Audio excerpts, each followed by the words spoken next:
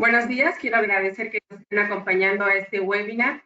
Mi nombre es Verónica Zamudio Santos, soy investigadora de la Conferencia Interamericana de Seguridad Social y tengo el gusto de moderar el webinar que hoy hemos nombrado Planes de Respuesta, la Seguridad Social frente al Riesgo de Desastres. Vamos a dar la palabra al secretario general Gibran Ramírez Reyes para dar la apertura al webinar. Hola, muchas gracias a las 45 personas que están conectadas para aprovechar el tiempo de encierro, para seguir haciendo las labores institucionales, la vida pública en este tiempo de aislamiento. Estamos separados, pero como vemos aquí podemos seguir haciendo cosas juntos. Me parece el tema de hoy, eh, con el día que estamos cerrando la Semana de la Seguridad Social organizada por la Conferencia Interamericana, particularmente pertinente en estos momentos. La pandemia del nuevo coronavirus nos ha dejado claro, como ninguna otra emergencia en lo que va de este siglo, de la necesidad de transitar hacia estructuras institucionales y sociales resilientes. Y desde luego, la imperiosa necesidad también de mirar de una vez por todas a los enfoques preventivos de los riesgos y de los desastres que son, como todos sabemos, socialmente propiciados. La Conferencia Interamericana de Seguridad Social quiere contribuir a que se generen esas estrategias, a que se fortalezcan allí donde las hay, a que se coopere internacionalmente para ayudar a los países que todavía no la tienen y a que se haga con un particular énfasis en los sistemas de seguridad social, que en muchos sitios son la piedra angular de estos planes. Se debe, desde luego, esto a que son los sistemas de seguridad social los que tienen mayor capacidad de reducir las vulnerabilidades. Y ante las emergencias y los desastres son los sectores más vulnerables, los más pobres, los que están excluidos de la seguridad social, quienes reciben estos golpes de una manera más dura. Por eso tenemos que transitar también hacia sistemas de seguridad social universales que honren la necesidad de concebir en la práctica la seguridad social como un derecho humano y no como un derecho laboral. Aunque formalmente se le reconoce como un derecho humano, seguimos instalados en la seguridad social como derecho laboral en la mayoría de los países de la región. Doy la bienvenida a este seminario, doy las gracias primero a nuestra investigadora Verónica Zamudio, que ha estado muy activa publicando sobre el tema desde la conferencia. También a Raúl Salazar, le agradezco mucho que esté con nosotros aquí, el jefe de la Oficina de Naciones Unidas para reducir el riesgo de desastres en América y el Caribe. Y agradezco también mucho y de todo corazón a Sandra Elizondo, que es amiga de esta conferencia interamericana, que ha trabajado ya con nosotros en este y en otros proyectos y que son aliados de la División de Proyectos Especiales en Salud del Instituto Mexicano de Seguro Social, el líder de la Conferencia Interamericana de Seguridad Social. Sin más que agregar, doy paso entonces a nuestros ponentes. Muchas gracias, Raúl, muchas gracias, Verónica, muchas gracias, Sandra, y un abrazo para toda nuestra audiencia.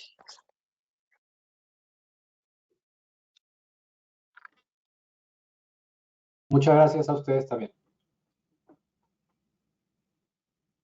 Hola, ¿qué tal? Muchísimas gracias por la invitación. Muchas gracias. Quiero comentar que este seminario webinar se planteó originalmente como unas mesas técnicas. En lo que iba a primar era un diálogo de ida y vuelta, pero bueno, ahora en esta modalidad de seminario virtual tenemos la oportunidad de poder escuchar a dos instituciones que tienen mucho que contarnos sobre la gestión del riesgo de desastres, y para esta ocasión contaremos con la participación del maestro Raúl Salazar. Él es jefe de la Oficina de Naciones Unidas para la Reducción del Riesgo de Desastres en las Américas y el Caribe, con sede en Panamá. El maestro ha trabajado como jefe adjunto de la Oficina Regional de la UNDR para las Américas desde 2011 y como oficial de programas del PNUD en Perú del año 97 a 2010.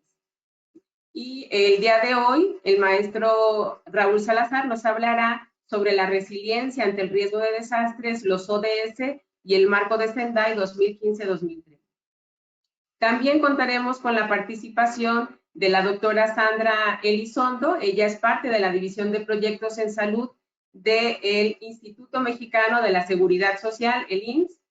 Y más tarde también se va a integrar el doctor Felipe Cruz, que él es médico cirujano y también forma parte de esta división de proyectos, desde la cual se ha impulsado y fortalecido el programa de hospitales resilientes e inclusivos. Antes de comenzar con las presentaciones de los ponentes, les estaba mencionando justo que este webinar surge primeramente como mesas técnicas, justo porque en la Conferencia Interamericana de Seguridad Social estamos realizando una investigación para ampliar la comprensión de los riesgos sociales hacia las contingencias socioambientales. Y desde el año pasado hemos estado trabajando en un protocolo de desastres dirigido a las instituciones de seguridad social, que sea de utilidad para estas instituciones en dos sentidos. Uno, que pueda utilizarse como un plan de respuesta vinculado a los planes de continuidad de las operaciones y también vinculado a la coordinación intersectorial. Quiero decir, planes de respuesta con los cuales se puedan reforzar la continuidad de operaciones a partir de una coordinación intrainstitucional. Y en el plano de la coordinación intersectorial, poder abonar, hacer transversal la gestión del riesgo de desastres, no solo en los sistemas nacionales de gestión, sino también que cruce de manera efectiva todas las instituciones nacionales, entre ellas las de la seguridad social en la región de las Américas. Sin más, voy a comentarles cuál es la dinámica del webinar para poder comenzar con las presentaciones. Tendremos primeramente la presentación del maestro Raúl Salazar, una presentación de 15 minutos, nos presentará los puntos más importantes del tema ya mencionado y posteriormente daremos la palabra a la doctora Sandra Elizondo para después pasar a una sesión en la cual vamos a poder dialogar sobre ejes centrales, prioritarios en el tema de planes de respuesta para la región de las Américas.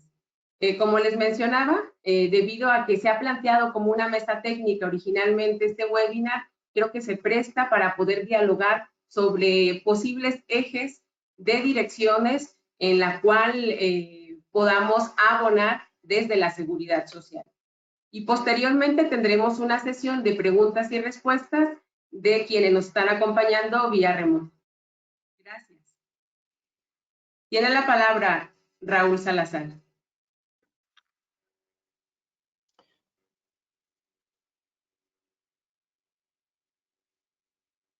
Muy buenos días.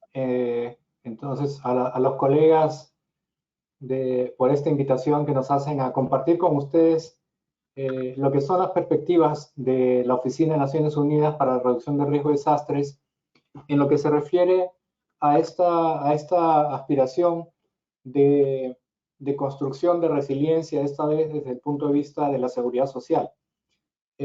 Nosotros hemos tenido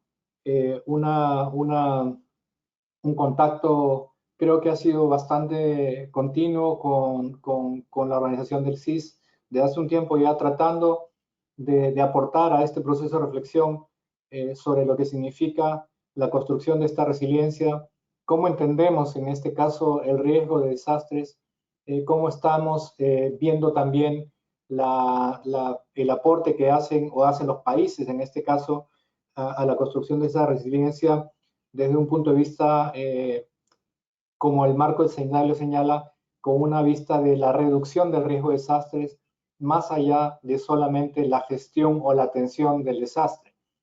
En ese sentido, yo quería comenzar haciendo unas notas sobre lo que se refiere a lo que es el objetivo central del marco de Sendai, es decir, cómo el marco de Sendai observa lo que significa la reducción del riesgo y qué estaba detrás de la aspiración de los países al momento de hacer esta valoración de los riesgos. En principio, entonces, cuando se hace la discusión del marco de Sendai, los países tenían básicamente la experiencia de lo que venía, de lo que era el marco de acción de Hyogo, que era un marco que había estado vigente el año 2005 al año 2015, donde los países priorizaron una serie de acciones, 4 prioridades esencialmente, para atender algo que se veía viendo ya que estaba causando un impacto creciente, sobre todo en el desarrollo de los países. Es decir, se veía que los esfuerzos por el desarrollo, inclusive las políticas orientadas, por ejemplo, en este caso, a reducir la pobreza, a reducir la inequidad, estaban viéndose permanentemente afectadas por el impacto de los desastres. Esto se veía año a año, si uno hacía una visión de lo que el impacto que habían causado los desastres, viendo históricamente hacia atrás, se veía que tenía un impacto importante. Esto está detrás de la reflexión que hacen los países el año 2015 al discutir el marco de Sendai y empezar a entender la reducción del riesgo de desastres, en este caso, el concepto de riesgo o reducción de riesgo como un aspecto que va mucho más allá de la atención de la respuesta o el impacto del desastre a atender los factores causales que pueden generar ese riesgo. Y aquí hay una primera gran idea que el marco de Sendai introduce desde el punto de vista de los países, y es el vínculo que tiene, en este caso, esos factores que construyen el riesgo con los procesos de desarrollo. Y si uno observa el marco de Sendai y ve lo que está alrededor de él, va a encontrar que a diferencia, en este caso, el marco de acción de Hyogo, existe una interrelación muy grande con el proceso de desarrollo general de la humanidad, tanto así que inclusive se pone en el centro del eje del desarrollo el concepto de desarrollo sostenible, que un desarrollo sostenible no puede ser tal si no está informado por el riesgo. Es decir, si construimos un desarrollo tal como lo hemos venido haciendo hasta ahora, sin considerar las amenazas, el contexto de amenazas que enfrentamos, es muy difícil que podamos decir que este desarrollo va a ser sostenible hacia el 2030, tal como lo plantean los Objetivos de Desarrollo Sostenible. Un vínculo directo de esta visión o de esta perspectiva de vincular los desastres o la reducción de riesgo de desastres como un proceso de desarrollo se ve reflejado también en que los Objetivos de Desarrollo Sostenible integran ya dentro de nuestros objetivos, por ejemplo, 1, 11 y 13, 1 es el objetivo de pobreza, introducen, por ejemplo, indicadores vinculados es un indicador directo, el marco Sendai, que se refiere al número de personas afectadas por efecto de los desastres, personas vulnerables afectadas por el impacto de los desastres, daños causados por el impacto de los desastres, impacto económico causado, cómo sea en la meta 11, cómo los desastres están afectando a las ciudades, es decir, cómo podemos construir ciudades resilientes, y en la meta 13, cómo podemos ayudar a que la atención del medio ambiente, es decir, en la meta 13 se refiere a temas de medio ambiente, pueda abordarse también desde una perspectiva de la reducción del riesgo, es decir, desde la adaptación al cambio climático.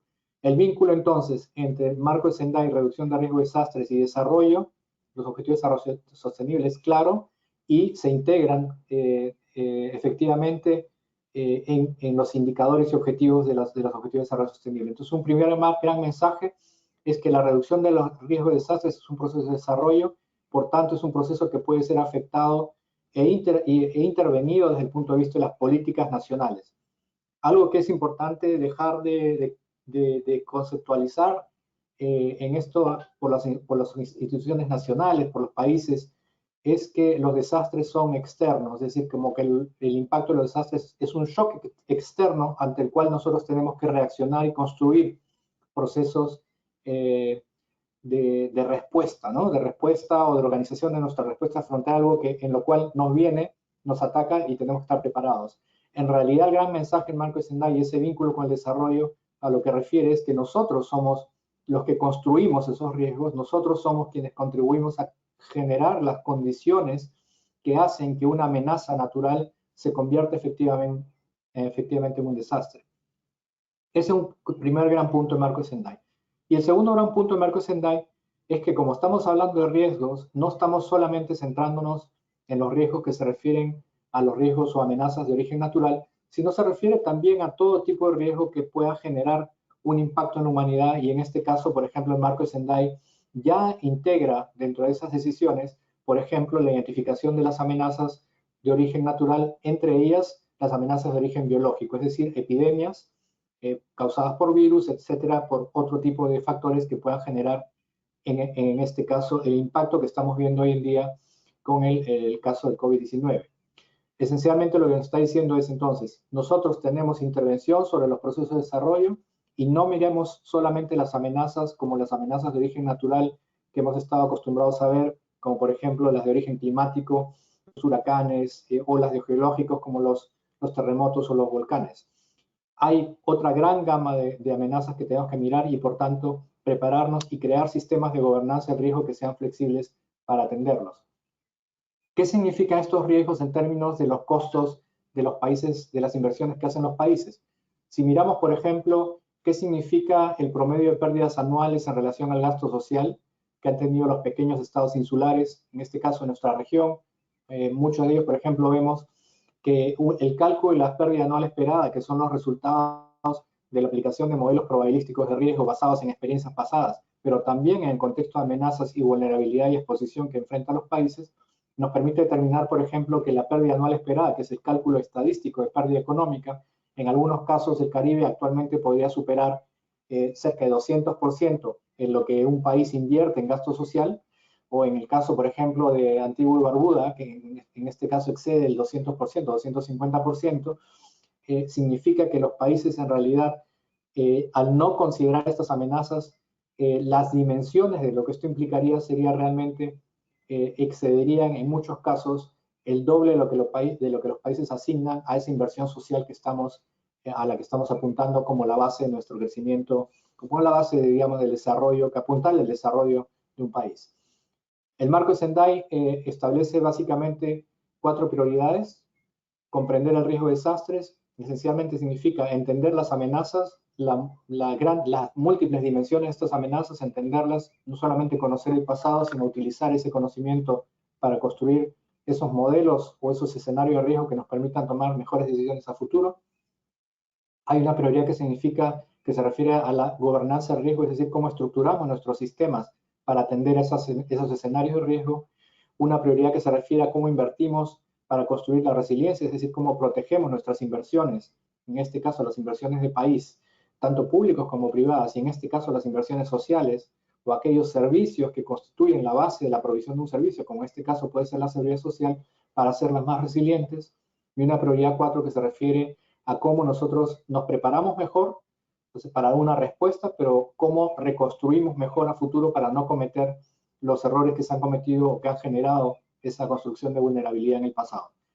El marco de Sendai establece esas 4 prioridades, pero adicionalmente creo que es algo importante señalar que el contexto que este marco nos plantea es que el contexto de los riesgos no es el mismo que estamos enfrentando en el pasado. El contexto que enfrentamos hoy es mucho más complejo, mucho más interconectado y con posibilidades de generar lo que nosotros denominamos riesgos sistémicos. Esta característica de riesgos sistémicos básicamente se planteó en el año 2019 como parte del ejercicio que hace nuestra oficina de proponer justamente los marcos conceptuales para abordar el riesgo según el marco Sendai lo solicita, e introdujo este concepto de efectos en cascada, es decir, efectos que pueden derivarse de una amenaza en particular, pero que tienen un impacto más allá del sector específico. En este caso, el caso del COVID-19 es un claro ejemplo donde el impacto directo sobre la salud de las personas, sobre los servicios de salud, excede ese ámbito solamente de la salud y empieza a tener impactos en cascada, por ejemplo, en los temas de empleo, de transporte, de comercio internacional, en el aspecto financiero y de la vida misma de las personas, hasta causar, si es que un país no está en capacidad de enfrentarlo, un riesgo o fallo sistémico de esa respuesta. Entonces, los desastres no son shocks externos, tenemos que hablar de reducción de riesgo de desastres y tenemos también que asumir que los modelos o la métrica de riesgo, si bien son importantes, no pueden utilizar solamente el pasado como un indicador fiable del futuro, sino que es imperativo también considerar la incertidumbre y comprender que hay hechos actualmente que no podemos controlar y que exigen al mismo tiempo que nuestros sistemas nuestra capacidad de responder a eso tenga que tener una capacidad de adaptarse y de poder identificar con una mayor amplitud los riesgos que se enfrentan, lo cual nos lleva a que las características de los planes o la planificación para atender ese tipo de amenazas tengan que ser también mucho más interconectadas, es decir, tengan que participar mucho más sectores, en tanto esto implica impactos diversos. Las preguntas orientadoras de esta reunión nos planteaban, por ejemplo, ¿cómo incide la coordinación de los sistemas de seguridad social con los servicios de emergencia para reducir la vulnerabilidad y la exposición a los riesgos? Una primera respuesta que nace quizás de lo que acaba de presentar es que no solamente la coordinación de los sistemas de seguridad social tiene que ser con los sistemas de emergencia, sino realmente tiene que ser una coordinación multisectorial. Si estamos enfrentando problemas complejos que tienen impactos más allá solamente de la atención propia o de lo que es el ámbito de atención de la seguridad social, si queremos poder prever esos impactos, tenemos que interactuar con muchos otros sectores que van a, de una u otra manera, afectar la capacidad del servicio o la necesidad de información para prever este servicio a futuro. En este caso, por ejemplo, ¿qué transferencias y servicios reducen los efectos adversos de los desastres? Que es otra de las preguntas orientadoras que se planteaban. En este caso, pensamos, por ejemplo, que si estamos hablando de servicios o provisión de servicios, tenemos que estar en posibilidad de poder estimar el impacto de determinado desastre. En este caso, lo que estamos viendo es que la generación de información ha sido y es un elemento crítico para poder establecer la capacidad de atención de un país.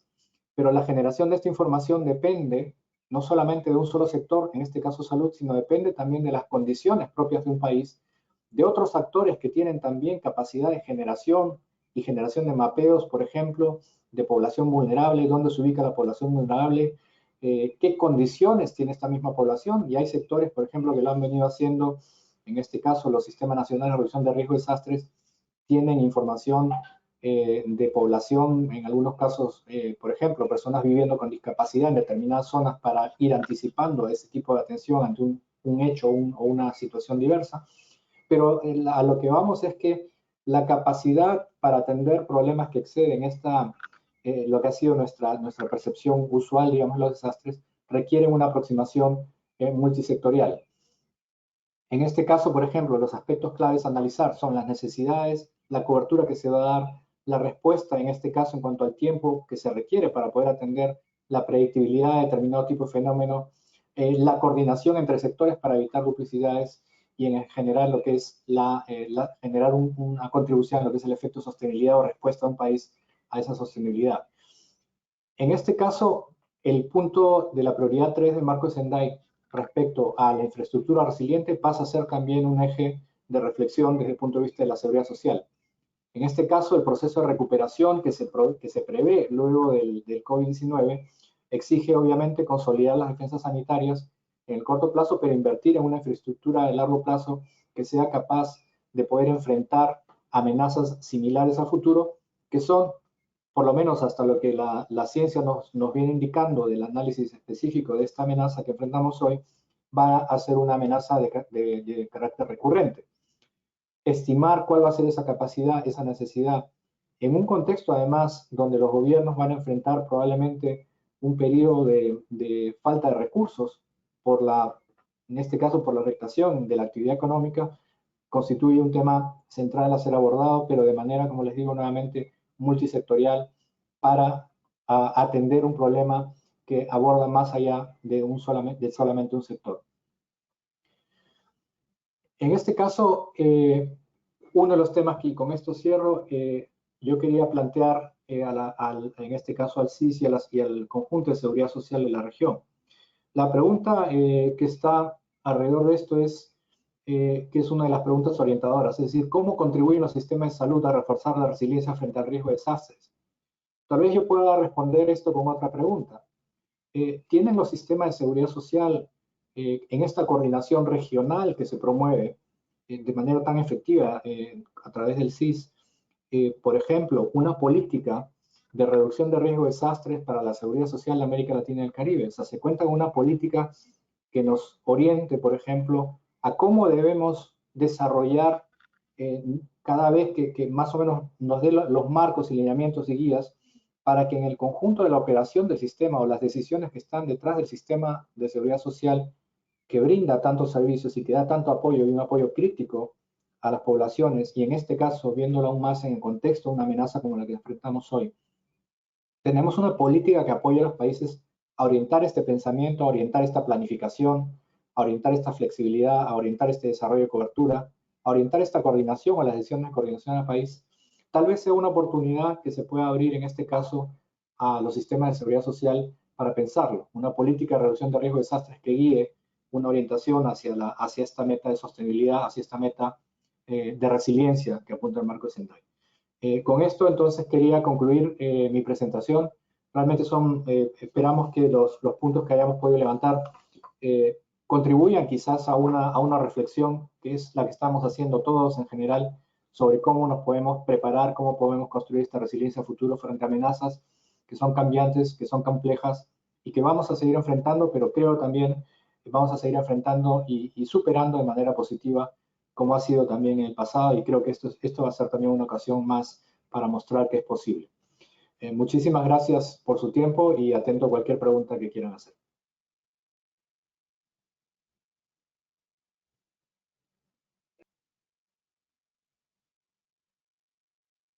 Muchas gracias a Raúl Salazar. Les comento, podemos ir haciendo las preguntas. Hay un apartado dentro del menú que tiene que ver con las preguntas. Las pueden ir lanzando y al final las recopilamos todas para planteárselas a los ponentes. Entonces, en este momento pasamos a darle la palabra a la médica Sandra Elizondo.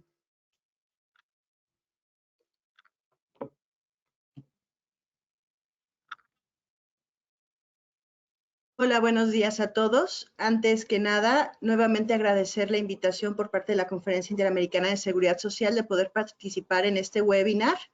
A nombre del titular de esta división, el doctor Felipe Cruz Vega, una disculpa de él, sin embargo, considerando la situación que estamos viviendo actualmente aquí en nuestro país por la contingencia sanitaria, tuvo que acudir a una reunión con nuestro director general. Sin embargo, espera más adelante poderse unir con nosotros. Y bueno, la invitación que nos hicieron fue para platicar de un sistema, una plataforma informática que desarrollamos aquí en el instituto, denominada Plan de Respuesta del Centro Virtual de Operaciones en Emergencias y Desastres. Y sobre todo aquí vamos a hablar de nuestra experiencia principalmente ante ciclones tropicales. Afortunadamente o desafortunadamente hemos tenido varias actuaciones, no solamente en este tipo de emergencias, por este tipo de amenazas, sino también en otras situaciones, pero ahorita nos vamos a enfocar en este tema. Esta plática está centrada en 3 puntos principales, lo que es el Centro Virtual de Emergencias y Desastres, nuestra experiencia ante ciclones tropicales y lo que es el Hospital Seguro y Resiliente. Esta es la página inicial del Centro Virtual de Operaciones, Emergencias y Desastres. Es una plataforma que se encuentra en Internet. Cualquiera puede acceder en ella y tenemos 2 páginas. La primera que está abierta al público, donde hay información y contenido abierto para todos, sobre todo en cuanto a qué es o cómo desarrollamos los temas de emergencias y desastres aquí en el instituto, pero también tenemos una página que es solamente para personal autorizado, donde realmente se lleva a cabo toda la gestión y la coordinación de la atención que se brinda en el instituto en cuanto tenemos una emergencia y desastre. Este centro virtual, como tal, es un sistema informático que permite el uso eficiente de recursos humanos y tecnológicos. Funciona, como decíamos, en intranet, que es el sistema informático que tenemos al interior del instituto, de bajo costo. Una ventaja es que no necesita nueva infraestructura, nos permite tener comunicación en tiempo real con no solamente con las unidades médicas. En el instituto también tenemos unidades de seguridad social, unidades deportivas, teatros, guarderías y los edificios administrativos. Cuando tenemos una emergencia o desastre, no solamente está afectando unidades médicas, no solamente es lo que estamos viendo, sino tenemos que tener coordinación con todas estas unidades. La hemos probado, tenemos gran concurrencia de usuarios, podemos tener arriba 6,000 usuarios interactuando y eso ha sido una gran ventaja para nosotros. Está desarrollado en plataformas de open source y desarrollado por personal de aquí del instituto. Y una de sus ventajas es que ha sido muy flexible y podemos crear módulos de acuerdo a las necesidades en el momento de la emergencia. Como podemos ver, independientemente del tipo de amenaza, sobre todo aquí en nuestro país, que podemos observar todo tipo de amenazas, en este caso, bueno, estamos con los biológicos, sin embargo, sabemos que estamos a punto de entrar ya a la etapa de que se vienen los hidrometeorológicos, la etapa de los ciclones tropicales, entonces nos hemos enfrentado a eventos que estamos atendiendo 2 o 3 emergencias en el mismo tiempo en diferentes lugares de nuestro país y eso es lo que nos ha permitido tener una capacidad de respuesta y comunicación. El centro virtual funciona no solamente a través de esta plataforma, sino para ello ya tuvimos que haber desarrollado previamente planes y procedimientos, conocer cómo se realiza la gestión de la emergencia, poder, muchas veces algo muy importante, sobre todo en este tema de emergencias y desastres, es unificar el lenguaje, porque muchas veces algunos hablamos de desastres, otros hablamos de emergencias mayores, y eso ha sido un gran problema a veces para cuando estás coordinando la emergencia, que todos hablemos el mismo idioma y esto nos ha permitido muchas veces poder unificar la información que requerimos, en qué momento la requerimos para poder realizar la toma de decisiones. Esto es parte de lo que nos ha ayudado esta plataforma. Dentro de la plataforma ya lo que es el acceso al personal autorizado, tenemos diferentes herramientas que nos van a permitir gestionar la emergencia en cuanto a la atención médica. Una de ellas es conocer camas y servicios disponibles en cada unidad. Nuestros hospitales trabajan al 100% en forma diaria. Sin embargo, cuando tenemos una emergencia y desastre, necesitamos que estos amplíen su capacidad o se habiliten ciertos planes, como sería la suspensión de servicios que no son esenciales para poder ampliar su capacidad. El ejemplo lo estamos viviendo actualmente. Saber cuántos hemoderivados tenemos disponibles y si es necesario que tengamos que hacer alguna búsqueda intencionada, trasladar hemoderivados de una unidad a otra o de una entidad a otra, poder entablar redes de servicios de salud, no solamente comunicación al interior de nuestra institución, sino también con otros servicios del sector salud. Algo muy importante, no solamente es atender a los pacientes, sino saber qué pacientes son los que han ingresado con nosotros o a quienes estamos atendiendo. Cuando se han declarado emergencias mayores o desastres, se abre la atención a todo público, no solamente a los pacientes que son derechohabientes del instituto, sino a toda la población, y esto nos ha permitido mucho saber a quiénes estamos atendiendo y en ocasiones también poder identificar el estado de salud y poderlo comunicar con lo que son sus familiares. Llevar un registro de diferentes eventos. Y la ventaja es que tenemos personal que atiende este centro virtual las 24 horas del día, los 365 días del año, que eso es lo que nos ha permitido estar siempre vigilando y monitoreando qué es lo que sucede en nuestro país. Como les dice, toda la información que se va generando se recupera en tiempo real y eso nos permite gestionar apoyos. El ejemplo, ahorita podemos identificar dónde se están saturando hospitales y poder definir hacia dónde se tienen que inmovilizar los pacientes o dónde se requiere más apoyo de personal o los insumos que se requieren en cada una de las unidades. Esa es una de las ventajas de tener esta comunicación en tiempo real. Y lo que se buscó también con esta plataforma es que cualquiera puede, sobre todo los directivos de cada una de las unidades, puedan accesar a él a través de cualquier dispositivo. No es necesario que estén conectados a una computadora porque esto muchas veces lo vimos, que en ocasiones si se tiene que evacuar el hospital o se tiene que hacer alguna otra movilización, en ese momento pueden abrir desde su teléfono inteligente, pueden entrar a la plataforma y comunicarse con nosotros para poder decirnos qué es lo que está sucediendo o cuál es la situación que están viviendo en ese momento. El contar con todas las herramientas que ya habíamos mencionado, como son los censos, como son saber qué camas tenemos disponibles o qué servicios, nos permite la continuidad de operaciones y el retorno a la normalidad en el menor tiempo posible. Todas estas nos permite gestionar como debe ser la emergencia, pero sobre todo porque cuando nos integramos nosotros como institución del sector salud a los comités de emergencias, podemos dar en ese momento con qué contamos para poder apoyar a las otras instituciones. Sobre todo que muchas veces hay lugares en nuestro país que probablemente el hospital más grande puede ser de otra institución y nosotros contar solamente con unidades rurales y aquí es donde necesitamos el apoyo o viceversa.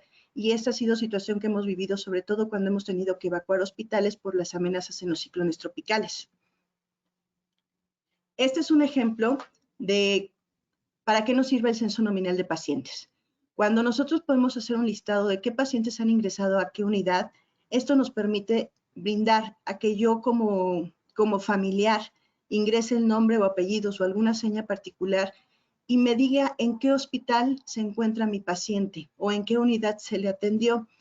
Este es un ejemplo de la experiencia que hemos tenido a lo largo de los años, que muchas veces en la emergencia, cuando llegan los servicios prehospitalarios, llevan a los pacientes a diferentes unidades y los familiares empiezan a buscar a sus pacientes en una y otra unidad y se tenían que trasladar de una unidad a otra y andar peregrinando para poder saber dónde está su paciente es algo muy desgastante y al contrario, los estamos exponiendo. En este caso, a través de este censo nominal, mínimo nos puede decir dónde se encuentra nuestro paciente y entonces, una vez habilitado, poder solicitar más informes de cómo está o de su estado de salud, que es parte de lo que actualmente se está realizando con esta contingencia sanitaria. Este es el ejemplo de lo que podemos observar cuando yo digito algún dato de mi paciente, su nombre, y hago la búsqueda, me puede dar, esta es una imagen de lo que nosotros vemos al interior del sistema. A los familiares en forma externa en el internet les va a dar algo mucho más sencillo, pero me permite saber dónde se encuentra mi paciente, en qué entidad, en qué hospital, y si sigue o no si ingresó a hospitalización, si fue dado de alta, si fue trasladado a otra unidad. Y sobre todo tenemos el ejemplo ahí en donde tenemos la imagen que dice triage, que está en negro, un paciente desconocido. Nosotros podemos ingresar la media afiliación de este paciente y buscarlo por alguna característica, ejemplo, tatuaje, cicatriz, y esto también permite a veces identificar o dónde se encuentran estos pacientes, y esto ha sido, créanme, de gran ayuda no solo para nosotros, sino también para los familiares. En este caso podemos disminuir un poquito su angustia. Y ahora bien, cuando hablamos de experiencia ante ciclones tropicales, pues ahora sí que en nuestro país diario tenemos anualmente tenemos de 10 a 15 ciclones tropicales, 4 o 5 que se pueden calificar como huracanes, y cada año tenemos diferentes experiencias. Y tal vez podríamos hablar desde 2013, cuando tuvimos la entrada del huracán Ingrid por Tamaulipas y la tormenta tropical Manuel por Guerrero. Posteriormente, en 2014, tuvimos la experiencia con Odile en Baja California, donde algo de lo que más nos llamó la atención o que fue lo que causó un poquito más la emergencia, que fue durante fechas justo en nuestro festejo patrio, el 15 de septiembre fue cuando tocó tierra este huracán en Baja California, en la zona de Los Cabos, y teníamos más de 30,000 turistas varados en esta zona. Son de las situaciones que tenemos que enfrentar. Y en este caso vamos a hablar principalmente de nuestra experiencia con lo que fue el huracán Patricia. Como ustedes saben, bueno, este fue en 2015. Es uno de los huracanes más intensos que hemos tenido en la historia de nuestro país, categoría 5 en la escala de vientos de Saffir-Simpson. Y en este caso, créanme que a nosotros en área médica no se nos va a olvidar, porque nosotros estábamos preparando nuestros festejos del Día del Médico y este huracán tocó tierra justo el 23 de octubre, cuando aquí en México realizamos este festejo. Aquí, ¿qué fue lo más importante? Que aunque nosotros decimos que fue en esa fecha cuando tocó tierra, afortunadamente en nuestro país tenemos el sistema de alertamiento temprano, en el cual, de acuerdo a la aproximación o desde que se detecta una perturbación en alguna zona que posteriormente evoluciona a depresión, se empieza a hacer el seguimiento, se empiezan a hacer los pronósticos, y desde antes de que se convierta en una tormenta tropical o en un huracán, se están realizando ya las gestiones y alertando a todos, no solamente nosotros como área médica, sino a todas las entidades a través de los sistemas de protección, a través de las unidades de protección civil estatales. Esto permite que realmente nosotros estemos preparados y evaluando qué es lo que requerimos, qué es lo que tenemos en ese momento y qué es lo que vamos a requerir para poder atender la emergencia. Y en este caso lo que se observó, bueno, que las principales entidades que iban a ser afectadas por este ciclón o por este huracán iban a ser Colima, Jalisco y Nayarit. En este caso, los preparativos y toda la información pues se llevó desde mucho tiempo antes, no justo el día que toca tierra. Nosotros previamente a esto, ¿qué es lo que identificamos? Cuando nos avisan que tenemos un huracán o cierta amenaza en una región, a través del centro virtual podemos georreferenciar qué unidades médicas se encuentran amenazadas. Y en este caso aquí podemos observar los mapas que tenemos tanto de Jalisco como de Nayarit, y en este caso son, Jalisco y Colima, donde podemos observar los puntitos verdes son las unidades médicas de primer nivel, para nosotros las unidades médicas familiares, y si ven tenemos muchas que se encuentran localizadas a metros, 1 o 2 kilómetros de la playa, son las que tienen más riesgo. En amarillo, en Jalisco y en Tecomán podemos observar, son nuestros hospitales de segundo nivel, y bueno, aquí están un poquito amontonados, pero en la zona de Guadalajara, lo que podemos, ahí se encuentran varios hospitales ya de tercer nivel, y esto es lo que nos permite empezar a identificar cuáles son nuestras unidades que se encuentran en riesgo y qué es lo que vamos a hacer. Ejemplo, aquí tenemos en Puerto Vallarta, tenemos un hospital que se encuentra muy cerca de la zona de playa, y entonces tenemos que tomar decisiones y sobre todo de acuerdo a la experiencia, conocer sus vulnerabilidades, tomar las decisiones de qué es lo que vamos a realizar. En este caso, bueno, nosotros ya teníamos preparados nuestros planes institucionales frente a ciclones tropicales, en los cuales ya tenemos nosotros previsto qué hacer en el antes, durante y en el después. El ejemplo, pues, en forma inmediata, suspender en todas las unidades médicas servicios no prioritarios, como son consulta externa, las cirugías selectivas programadas, o en su defecto, enviar a los pacientes que que requieren atención a la mejor electiva a otras unidades que se encuentren alejadas o que no estén en riesgo. Egresar a pacientes que no sea prioridad de continuar hospitalizados, que a lo mejor están en algún protocolo de estudio y no necesitamos que sigan hospitalizados y los podemos reprogramar más adelante, o los que ya sabemos que se van a ir de alta en 2 o 3 días, probablemente preparar sus altas mucho antes. Y los hospitales que van a ser de apoyo, expandir sus servicios de urgencias con habilitación de áreas con camas y recepción de pacientes. Son parte de las actividades como área médica que realizamos en cada una de nuestras unidades. Ahora bien, una vez que evaluamos todo esto, y claro, esto no solamente es de que se queda aquí en el IMSS y sabemos lo que hacemos, sino que todo esto también nosotros lo informamos a los comités de emergencias para que sepan cuáles son las acciones que estamos haciendo como institución y ver cómo nos podemos apoyar entre las demás instituciones. Posteriormente, ¿qué se hizo?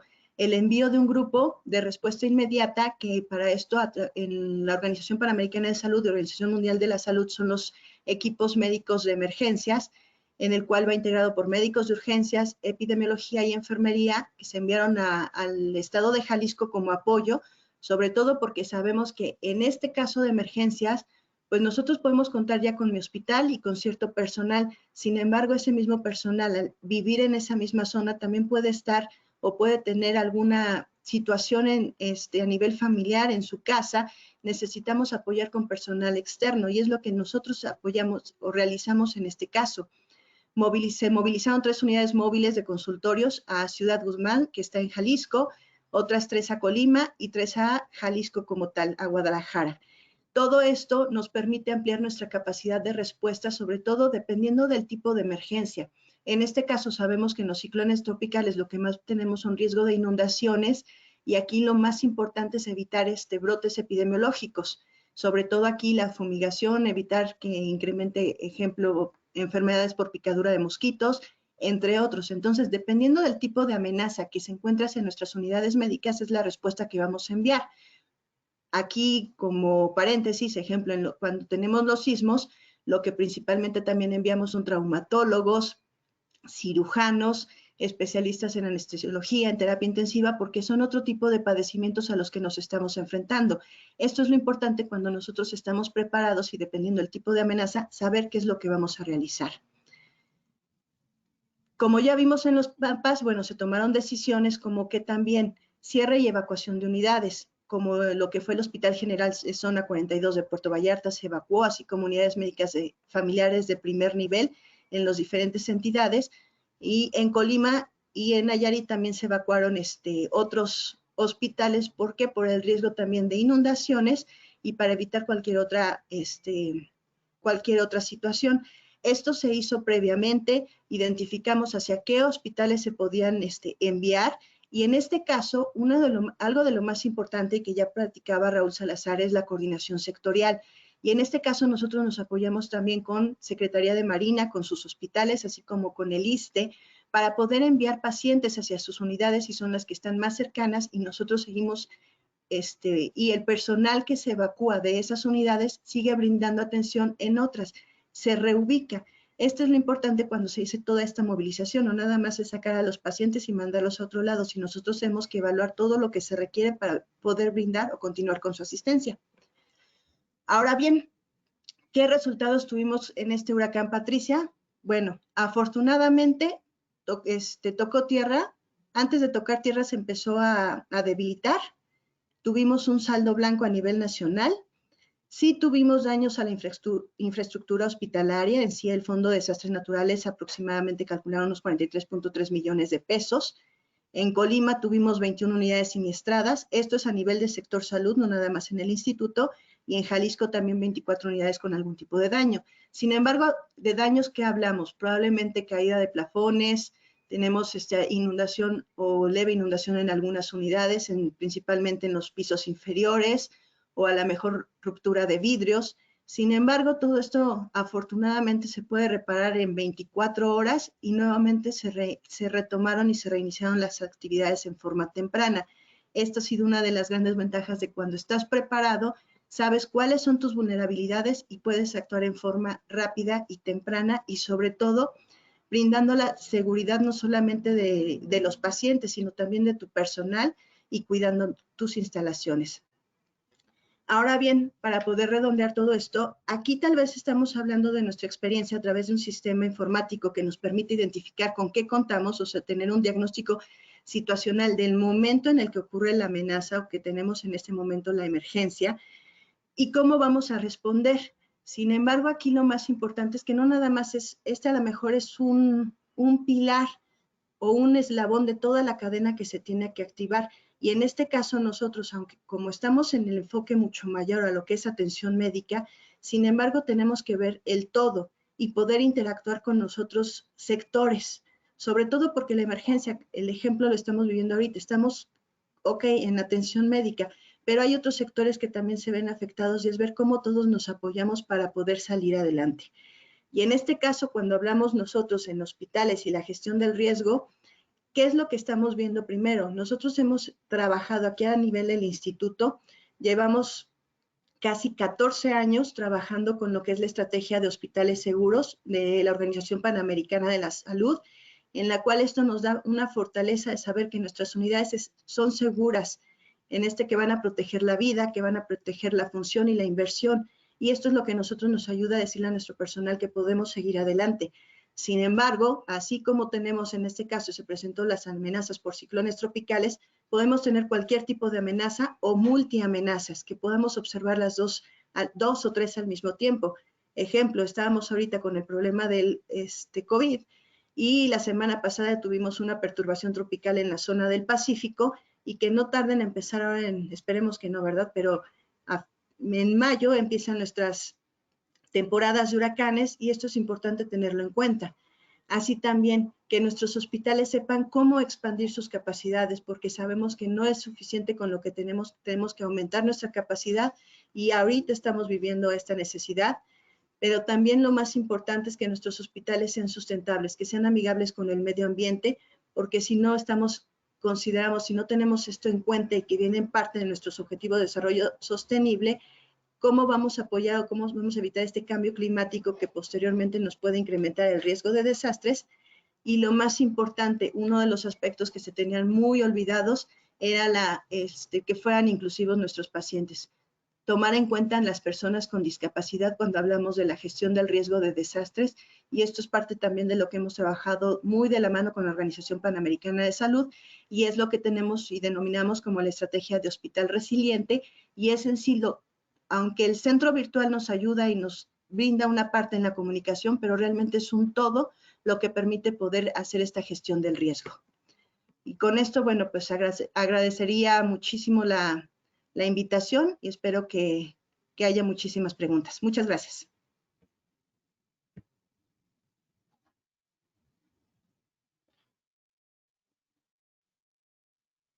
Muchas gracias, Sandra.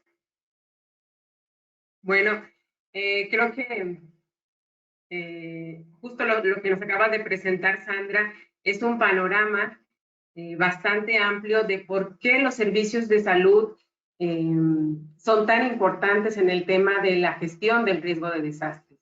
Ellos son los primeros que tienen que responder ante cualquier crisis, cualquier emergencia por desastre y requieren tener a la mano siempre planes de continuidad de operaciones, planes ante contingencias para poder responder de forma oportuna y eficaz.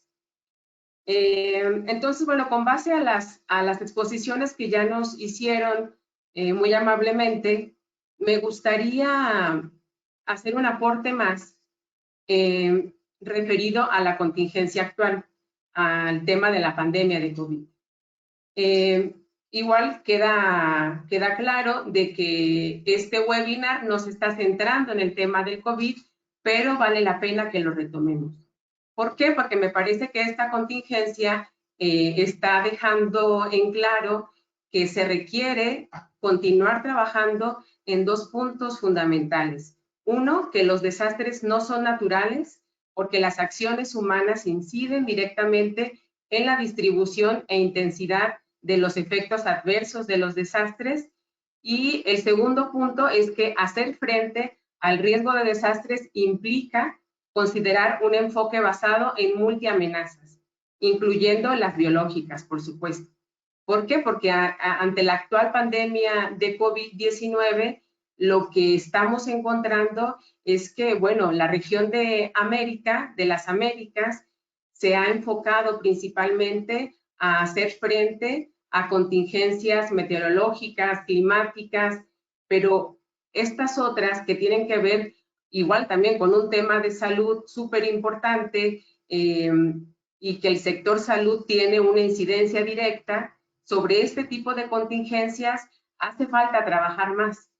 Y de ahí, justo aquí retomo lo que mencionaba Raúl Salazar, de poder ampliar esta comprensión de que los riesgos no son cosas externas, no son choques que están generando contingencias sociales. No, las amenazas son múltiples y estas amenazas tendrán impactos diferenciados según el tipo y también según la población vulnerable, según su ubicación, su localización, igual en términos de la infraestructura, de los servicios sociales. En tanto, en el tema de los ejes, me parece que la región de las Américas puede enfocar mucho más su atención en reforzar los planes de contingencia. Quiero decir, no solamente en el área del sector salud, sino también en el área de seguridad social. Vaya, porque ante esta situación del COVID, hemos tenido que, en ocasiones, improvisar en el momento de cómo continuar brindando los servicios, asegurando las prestaciones a los beneficiarios. Y claro, en una situación de emergencia siempre habrá un grado de improvisar, pero lo que se necesita es tener un plan a seguir y cuando habrá circunstancias no contempladas, entonces tener que hacer uso de otras estrategias que seguramente nos pueden quedar de experiencias para las futuras contingencias. Entonces, además de reforzar los planes de contingencia multiamenaza, consideramos que también es importante el elaborar los planes de continuidad de operaciones.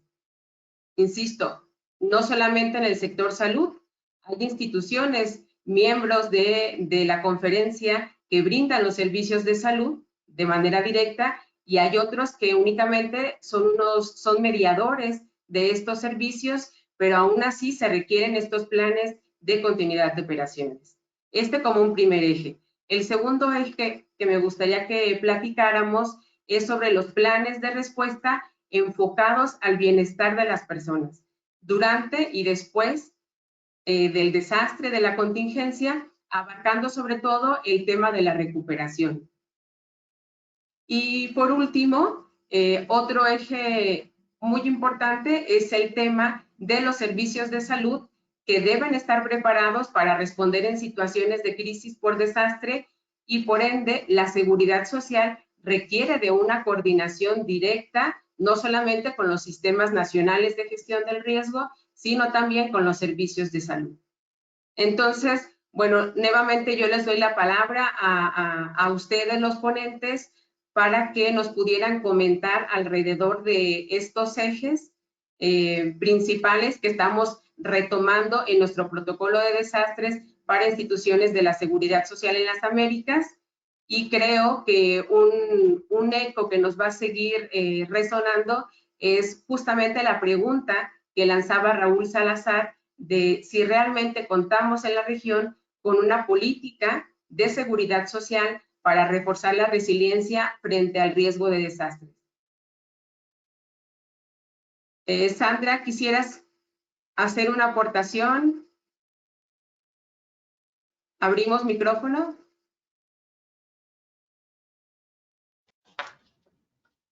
Bueno, mira, en cuanto yo considero, y poniendo el ejemplo que dices, tal vez ahorita con la emergencia de COVID, si estamos o no preparados los servicios de salud.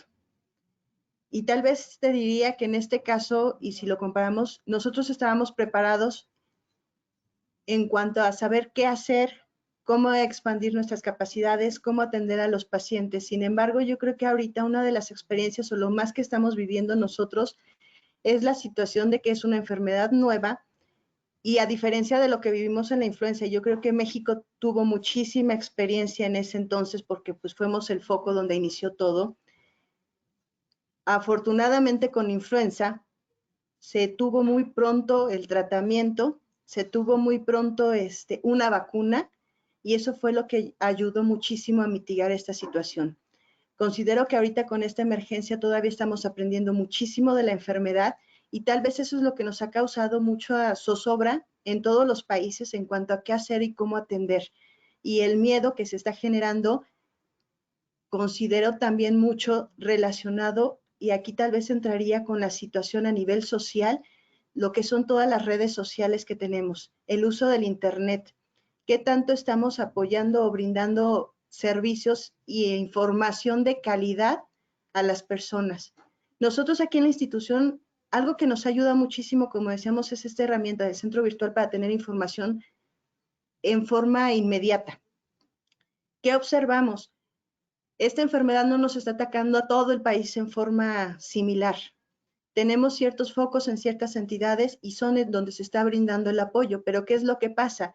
Que si de repente alguien a través de redes sociales empieza a difundir algún video, alguna información que no es real, te empieza a causar estos conflictos y estos problemas y se empieza a crear ciertas redes de desconfianza en cuanto a en todos los sectores. Creo que eso es algo muy importante, pero aquí yo creo que lo más interesante es poder toda esta información o la información real que estás brindando, que estás otorgando a la población, que sea a través de los medios oficiales y que esto te permita hacer realmente una toma de decisiones. A diferencia del 2009, cuando tuvimos la influenza, ni siquiera teníamos como tal redes de información de vigilancia epidemiológica, en ese momento se crearon, actualmente sí las tenemos y tenemos también toda esta información abierta al público y se puede ir analizando para tomar las decisiones en forma adecuada. Todo esto que estamos nosotros viendo, ejemplo, que se van dando las situaciones dependiendo del tipo de amenaza en cada una de las entidades y de acuerdo a lo que va sucediendo en el momento, te permite, y sí contamos en este caso con todos nuestros planes también de recuperación temprana, cómo vas a reactivar los servicios, sobre todo porque no puedes decir, y el ejemplo que di ahorita de los ciclones tropicales, cerramos todo un hospital, pero el hospital no solamente es para atender pacientes que están graves y que están ahí hospitalizados, sino a lo mejor también tengo atención de consulta externa de oncología, y a lo mejor poder recuperar en forma o definir qué es lo que voy a hacer con esos pacientes, hacia dónde los voy a dirigir o cómo voy a reactivar las actividades. El que puedas tener unos planes que realmente te tomen en cuenta el antes, el durante y el después en una emergencia o desastre, esto es lo que te permite realmente mantener la continuidad de operaciones. Y en el instituto es lo que se ha visto. Nosotros, aunque decidimos en este momento se cierra este hospital, se va a realizar esta actividad, tenemos que identificar cómo vamos a brindar la continuidad o cómo vamos a seguir brindando la atención médica a los pacientes. Creo que ahorita con esta emergencia podemos observar claramente cómo se está interactuando con todo el sector salud para poder brindar esta continuidad de operaciones. El que se estén haciendo convenios simplemente con el sector privado nos habla de cómo se está integrando el gobierno para poder seguir brindando la atención médica, porque aunque tenga yo los hospitales completamente blindados para atención a algunos para pacientes COVID, sigo teniendo pacientes embarazadas, sigo teniendo pacientes con infarto agudo del miocardio, y esto es lo que nos permite poder identificar qué vamos a hacer, hacia dónde los vamos a mandar, cómo les vamos a brindar esa atención, pero lo mismo es, como tú decías, bueno, cómo se va a mantener la seguridad, todos los otros servicios de seguridad social hacia las otras personas. En este caso, aquí hablamos, el instituto, como ya decía, brinda muchísimos servicios. ¿Cómo les vas a brindar ese apoyo? Tal vez aquí son situaciones muy diferentes, pero creo que independientemente de la emergencia, nosotros debemos de tomar en cuenta el cómo estamos en este momento y habernos preparado desde antes. Y en este caso, nuestros planes, en algunos, a lo mejor en algunas situaciones se han visto superados, pero creo que hemos logrado mantener en algunos aspectos esa continuidad de operaciones y sobre todo poder brindar la atención de acuerdo a las necesidades que se tienen en este momento, que es lo que nos ha ayudado mucho este sistema, el CEBOED, para poder identificar dónde necesitas apoyar, dónde necesitas brindar más atención y sobre eso dirigir tus esfuerzos.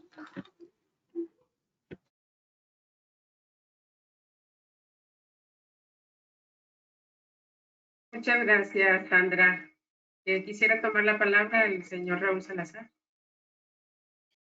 Muchas gracias, Verónica.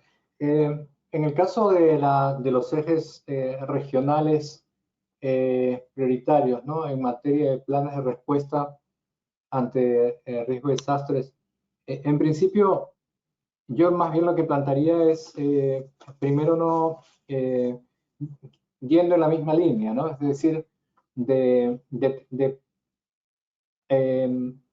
observar o tener el concepto de la reducción del riesgo de desastres como un concepto que nos permite tomar acción antes. Es decir, la prevención, sí, pero incidiendo que hay muchos factores más allá de solamente el impacto o la respuesta o la atención de respuesta. Ejes prioritarios para la reducción del riesgo de desastres, en este caso, yo plantearía más bien, por ejemplo, cómo concebimos los escenarios posibles que puede enfrentar la seguridad social. Entiendo inclusive, por ejemplo, que la seguridad social, el CIS, en este caso el CIS está actualmente está planteando, entiendo, un protocolo que lo han denominado el protocolo de desastres. Yo en este caso pensaría, o sea, ¿por qué no hablar de abordar la reducción de riesgo en todas sus escalas, por decirles? Si hablamos de un plan de resiliencia de la infraestructura, ¿cuáles son los contenidos de la construcción de un plan de infraestructura? Por ejemplo, ¿quiénes intervienen en la decisión de inversión, en primer lugar? ¿Quiénes evalúan las características de aquello que se va a construir? ¿Quiénes contribuyen a la construcción del escenario de aquello que se va a construir? ¿Qué tipo de amenazas estamos considerando para la construcción de este tipo o para la orientación de este tipo de inversiones? Estamos hablando ya por lo menos de encadenamiento de dos sectores claves, salud y hacienda, por decirlo. Estamos hablando, por ejemplo, de sectores que tienen que ver con el conocimiento existente del riesgo, que hay muchos sectores de los países que tienen y cuentan con este tipo de información que nos permite identificar las distintas amenazas de determinado tipo. No en todos los casos, por ejemplo, este tema de amenazas biológicas es un tema que en nuestra región y en el mundo creo que hay una debilidad general para el registro de la información, es decir, qué es lo que ha sucedido en el pasado respecto de las tendencias del impacto de esta enfermedad para poder tomar decisiones de capacidades de atención, por ejemplo, son inexistentes, o sea, no sabemos las características de propagación de una amenaza como esta, que son justamente las que han llevado a exceder las capacidades en muchos países de la región. Es decir, la velocidad, la estimación de la velocidad de propagación, que viene dada también por otro tipo de factores, la circulación o el flujo de circulación dentro de los propios países y fuera de los países. Hay una serie de factores que creo que pueden abordarse desde el punto de vista de los ejes temáticos de Marco Sendai. Conocimiento de riesgo, por ejemplo, yo plantearía uno. Si nos plegamos un poco al tema de cuáles plantearía deberían ser los ejes temáticos de un concepto de reducción de riesgo. Conocimiento de riesgo es entender las amenazas. Entender una amenaza, como en el caso de pandemias, o la posibilidad de enfrentar una pandemia en el futuro, exige una vinculación con distintos tipos de organizaciones que pueden generar esta información, dar el conocimiento del registro de afectación que ha ido ocurriendo en el pasado y tratar de extrapolar este conocimiento a escenarios futuros. Y esto, por ejemplo, nos llevaría a conectarnos con actores que probablemente no han sido nuestros socios regulares para la generación de información en nuestras decisiones de seguridad social. Por decirles, si es que nosotros queremos saber las tendencias sobre la base de los escenarios de propagación de una pandemia, estamos hablando de una red científica que no solamente es nacional, es una red científica además regional y además global, donde este conocimiento se va generando, se va acumulando de experiencias pasadas con el SARS, con el MERS, este tipo de conocimiento. ¿Cómo estructuramos la gobernanza, en este caso, para la seguridad social? ¿Cómo, como seguridad social, dentro de lo que nos toca, podemos asegurar que podemos brindar, primero, tener un conocimiento de las posibles amenazas y construir los escenarios para la toma de decisiones que nos permita ser efectivos para eso? Significa, por ejemplo, tenemos en la seguridad social la influencia sobre las decisiones que se van a tomar del tipo de inversión, del tipo de asignaciones que se van a hacer para los distintos escenarios que vamos construyendo, qué tipo de decisiones son las que tomo yo, qué tipo de decisiones las coordino con un ente nacional de reducción de riesgo de desastres o de amenazas o que maneja las emergencias. ¿Qué tipo de decisiones integro yo o coordino yo, por ejemplo, con las autoridades de transporte, con las autoridades del interior, con las autoridades que manejan o fronteras, por ejemplo? ¿Cómo intervengo yo como seguridad social en temas que están directamente vinculados a la construcción de mi escenario futuro? Yendo a la prioridad del marco de Sendai número 3, ¿cómo construyo yo o cómo hago mi inversión resiliente?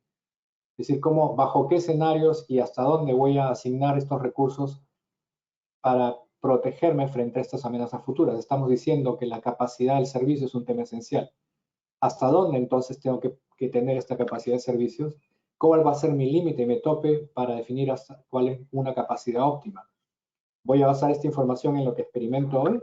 ¿O voy a tener que hacer una línea corta y decir, bueno, yo estoy en capacidad de mantener un nivel de atención considerando otras medidas de confinamiento, de liberación paulatina de restricciones, pero voy a definir cuál va a ser mi límite de atención, considerando además que esto no es algo fijo, sino que es dinámico, que las poblaciones se mueven, que las poblaciones crecen, que las necesidades, las vulnerabilidades aumentan.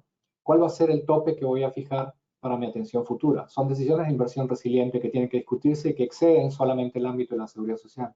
Y por último, sí, bien plantea, ¿cuál es mi mecanismo de respuesta para la atención cuando esto ocurra? ¿Cómo voy a responder cuando esto ocurra? ¿Cómo voy a manejar mis sistemas de coordinación, de información, de movilidad, de registro de información, de comunicación con la población, respecto a cómo voy respondiendo, que son uno de los principales problemas que mencionaba también nuestra colega, ¿no? Es decir, cómo se maneja la información fidedigna, real, de modo que esta no sea sustituida por redes que no aportan información real o que tienden a confundir o generar caos, inclusive.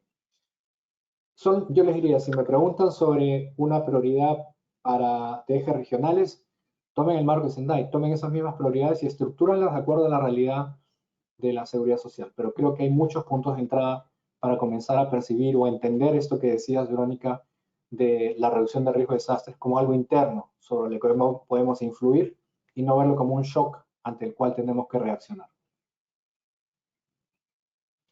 Pero también me gustaría reforzar este comentario de Raúl Salazar en cuanto algo, yo creo que uno de los aspectos más importantes es la gobernanza, cuando estamos viendo todo esto de las prioridades. Y en este caso, a mí sí me gustaría enfatizar que mucho de lo que se ha logrado en México es gracias a la integración de lo que es el Sistema Nacional de Protección Civil. El que se trabaja en el Comité Nacional de Emergencias y que actualmente se encuentra activo, todos los sectores, todas las entidades de la Administración Pública Federal se encuentran trabajando en forma conjunta. Esto es algo importante porque muchas veces y anteriormente lo que se veía es que en una emergencia sanitaria, independientemente de la causa, decían es algo de salud y solamente el área de salud se encarga, pero no tenías el apoyo o el refuerzo de las otras áreas. Entonces, en este caso aquí lo más importante es que si requiero, como decía, apoyo en cuanto a suministros, en cuanto a insumos, ver con las otras entidades, ejemplo, Coordinación Federal de Electricidad, el apoyo, nosotros hemos tenido muchísimo apoyo en cuanto a Marina, en cuanto a necesidad de trasladar insumos a los hospitales donde requerimos respuesta. El ejemplo ahorita lo estamos viendo, Relaciones Exteriores en el apoyo a todo lo que se ha comprado en cuanto a insumos. Esto es algo muy importante y sobre todo que, bueno, esto nos está ayudando para poder brindar una respuesta adecuada. Pero ahora bien, creo que también vale la pena desde este momento, independientemente de que estemos en la fase activa, considerar y empezar a determinar qué es lo que estamos aprendiendo de todo esto, qué es lo que nos está enseñando para que en cuanto logremos terminar con esta emergencia, poder establecer mesas como un caso, podría la CIS convocar estas mesas para poder evaluar qué fue lo que se realizó. Actualmente sí estamos haciendo medición de lo que estamos haciendo y eso es lo más importante, porque si no evaluamos y medimos lo que estamos haciendo, no vamos a poder tener una retroalimentación y poder mejorar nuestros planes, poder mejorar todos estos ejes y así poder determinar qué es lo que vamos a hacer. Entonces aquí lo importante sería esta evaluación, estas mesas, estos diálogos para poder determinar qué es lo que realmente conviene y mejorar nuestros planes a nivel, no solamente nacional, sino a nivel, la respuesta a nivel internacional.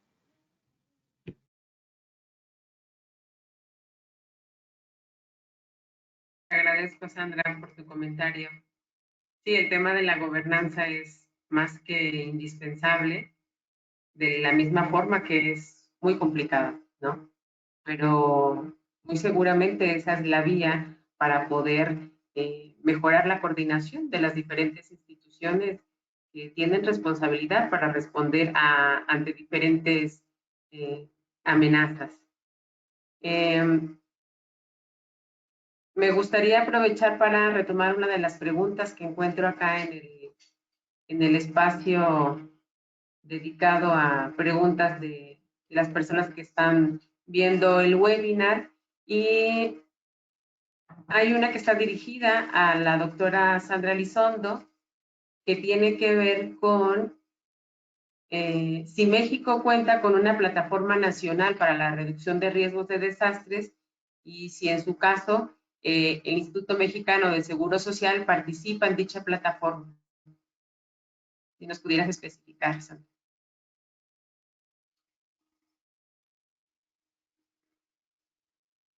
Bueno, en este caso se cuentan con diferentes plataformas en diferentes entidades. Cada institución, a veces cada sector está creando sus propias plataformas de acuerdo a sus necesidades y lo que va desarrollando. En este caso, una de las que más se conocen son la de Senapred, donde se tiene integrado todo el Atlas Nacional de Riesgos. La Secretaría de Salud también tiene su plataforma, pero lo que se hace en este caso para poder unificar toda la información que se tiene es que se crean, ahora sí que las áreas de informática son las que crean estas llaves para poder compartir toda esta información y poder tener toda la numeralia que podemos observar a nivel nacional. Esto es parte de lo importante que se está creando. Sí, sería excelente tener una a nivel nacional donde estuviéramos todos integrados. Sin embargo, bueno, creo que se están haciendo los esfuerzos y esto, ya el que logremos compartir la información, ejemplo, ahorita todas las plataformas que tiene de vigilancia epidemiológica Secretaría de Salud están enlazadas a nivel nacional y esto es lo que permite tener la información como tal. Toda esta información se está integrando a nivel del Comité Nacional de Emergencias y es lo que se está brindando como tal. Pero así una plataforma a nivel nacional que tuviéramos todos sería la panacea que todos quisiéramos, pero cada institución está creando a sus necesidades Y en este caso, la plataforma del centro virtual está hecha a las necesidades del instituto, porque independientemente de que la hicimos principalmente para emergencias y desastres, nos ha servido para poder llevar a cabo otros trabajos muy, muy importantes en nuestra institución.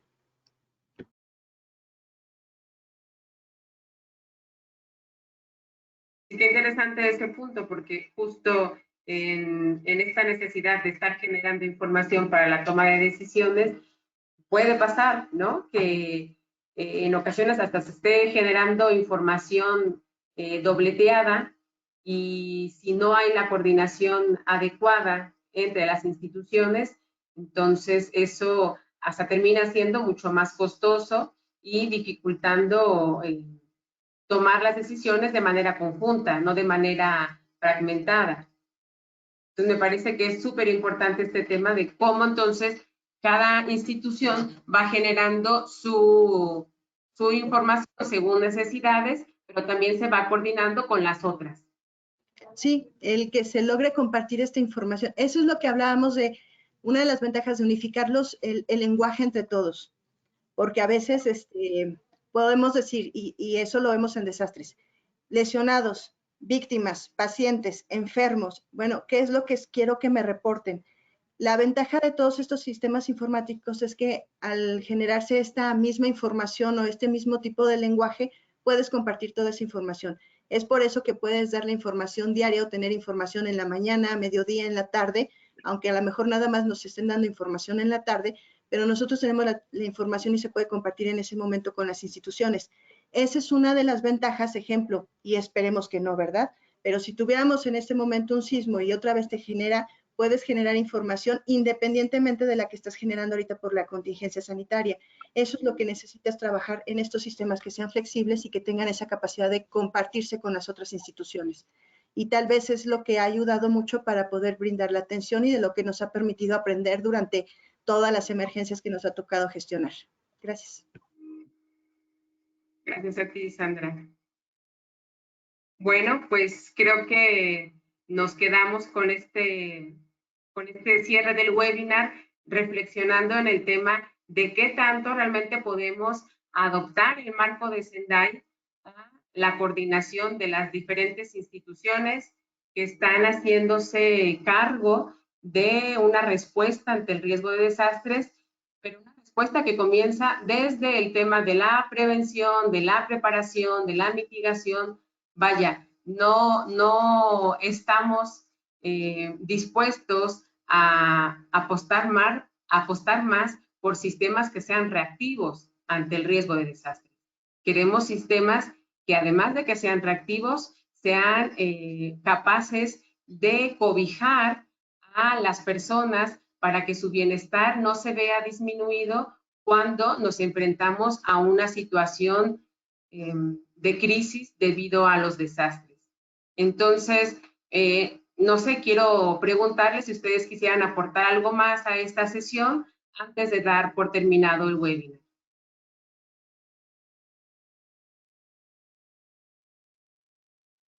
¿No?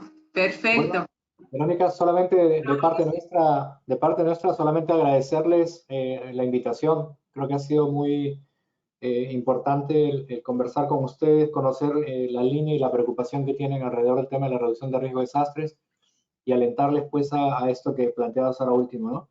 Es una visión desde la reducción de riesgo, ser mucho más prospectivos, si se quiere, en el análisis, ¿no? En la construcción de nuestros escenarios. Y sobre todo lo que esta crisis nos deja también, que estos escenarios de riesgos complejos, en escenarios cambiantes, nos llevan también a probar la flexibilidad y la adaptación de nuestros propios sistemas. Y creo que eso es valioso, porque en la medida que nosotros reconocemos eso y vamos construyendo esos mejores mecanismos de gobernanza basados en experiencias, creo que nos lleva justamente a esa resiliencia. Muchas gracias nuevamente. Gracias a ustedes por responder a la invitación que les lanzamos. Igual también les recordamos que seguiremos con estos webinars pensando en continuar trabajando en el tema del protocolo de desastres que estamos armando desde la CIS. De hecho, bueno, ya hemos estado trabajando muy de cerca con la gente del IMSS y sería formidable también hacerlo con la UNDR y demás membresía de la conferencia. Pues muchísimas gracias por la invitación y yo sí espero y ahora sí que más bien quiero comprometerlos a ustedes para que posteriormente que acabemos con esta emergencia y a lo mejor ya con el apoyo de Raúl Salazar, hacer ese análisis, a lo mejor ver qué fue lo que sucedió en esta emergencia, verlo desde esos 4 ejes prioritarios y poder hacer ese análisis específico de cada uno de los puntos, de qué fue lo que pasó, qué sucedió y hacia dónde vamos, que sería lo más importante. Muchísimas gracias nuevamente y un saludo a todos. Gracias a ustedes, que tengan buena tarde.